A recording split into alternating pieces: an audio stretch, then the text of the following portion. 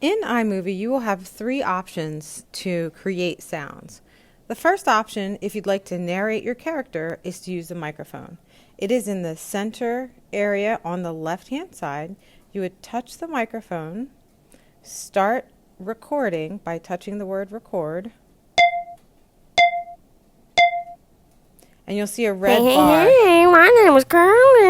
I'm rolling. Okay. So I already had my daughter create a recording for us.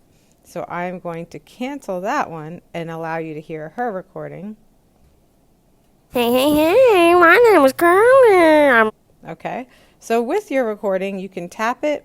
You can adjust the speed. You can make it faster or slower by touching the white dot, making it faster towards the right, slower towards the left. That changes the pitch and the tone. And then you can also change the volume. That is how you use the microphone.